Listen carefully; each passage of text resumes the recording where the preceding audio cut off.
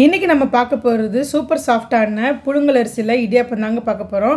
பச்சரிசி இடியாப்பம் பிடிக்காதவங்க வந்து இந்த மாதிரி புழுங்கல் அரிசியில் ட்ரை பண்ணி பாருங்கள் இது எப்படி செய்யலான்றதை பார்க்கலாம். நம்ம நார்மலாக சாப்பாட்டுக்கு பயன்படுத்துகிற பொன்னி அரிசி தாங்க நான் எடுத்துருக்கிறேன். இது நீங்கள் ரேஷன் அரிசியும் பயன்படுத்திக்கலாம், இட்லி அரிசி கூட பயன்படுத்திக்கலாம். அரிசியை நல்லா வாஷ் பண்ணிவிட்டு இந்த மாதிரி 4 மணி நேரம் நல்லா ஊற வச்சுக்கோங்க. இப்போ ஊற வச்ச அரிசியை மிக்ஸி ஜாரில் சேர்த்து கொஞ்சமாக தண்ணி விட்டு நல்லா நைஸ் பேஸ்ட்டாக அரைச்சிக்கலாங்க. சப்போஸ் உங்களுக்கு மிக்ஸி ஜாரில் அந்தளவுக்கு நைஸ் வரலைன்னா தயவுசெய்து கிரைண்டரில் போட்டுருங்க. ஏன்னா கொஞ்சம் கூட குருணையாக அரைப்படவே கூடாது.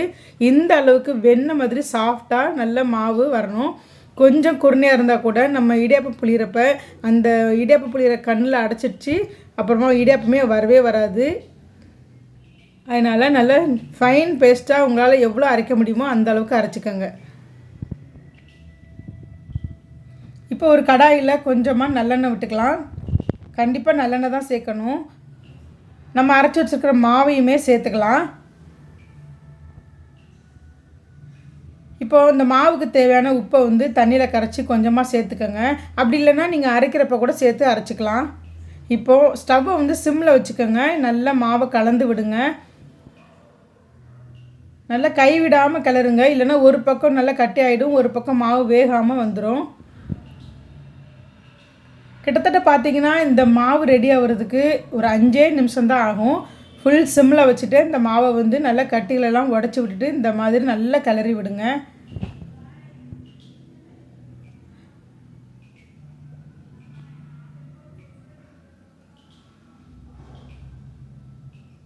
இந்த அளவுக்கு நல்ல மாவு வெந்து வரட்டும்.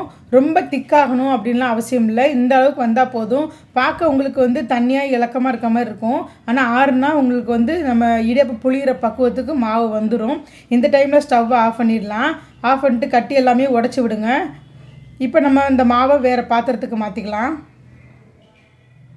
மாற்றி விட்டுட்டு சூட்டோட சூடாக அந்த கட்டில் எல்லாத்தையுமே நல்லா இந்த மாதிரி கரண்டியை வச்சு நல்லா உடச்சி விட்டு நல்லா பிசைஞ்சிக்கோங்க.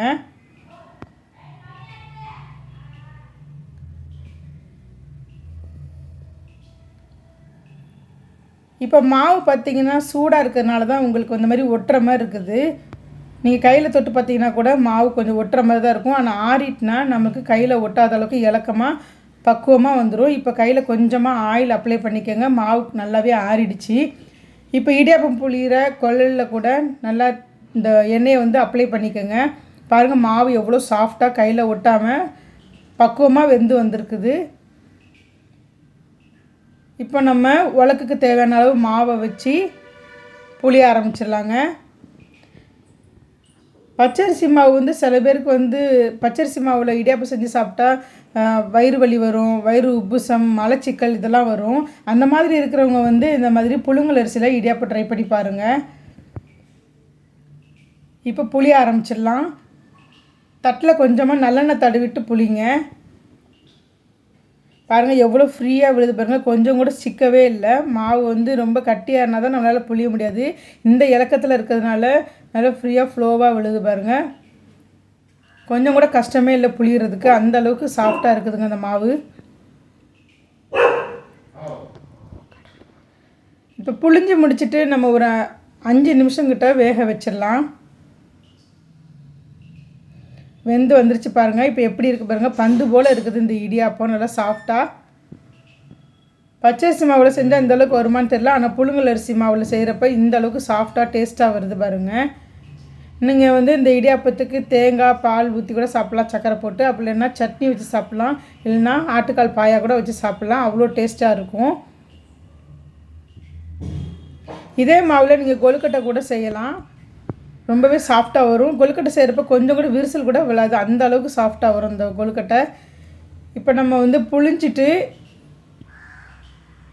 இந்த மாதிரி தேங்காய் பால் ஊற்றி கூட சாப்பிட்லாம். அவ்வளோ சாஃப்டாக இருக்குங்க இந்த இடியாப்பம். 2 சாப்பிட்லான்னு நினைப்போம், ஆனால் இந்த டேஸ்ட்டுக்காக கூட 2 கூட நம்ம சாப்பிட்ருவோம். அந்த அளவுக்கு அருமையாக இருக்கும். பச்சரிசி மாவு இடியாப்பத்தை விட இது ருசி அதிகமாக இருக்கும். புளிஞ்சிட்டு மிச்சம் இருக்கிற மாவில் நான் 2 கொழுக்கட்டை சுட்டேன் பாருங்கள். இப்போ காமிக்கிற பாருங்கள் எந்த அளவுக்கு சாஃப்டாக இருக்குதுன்னு. இந்த அளவுக்கு சாஃப்டாக வந்துருக்குது. நீங்களும் ட்ரை பண்ணி பாருங்கள். ரெசிபி பிடிச்சிருந்தனா லைக் பண்ணுங்கள், ஷேர் பண்ணுங்கள். எப்படி வந்துச்சுன்றதை கமெண்ட் செக்ஷனில் சொல்லுங்கள். நம்ம சேனலை சப்ஸ்கிரைப் பண்ணி சப்போர்ட் பண்ணுங்கள். பாய்.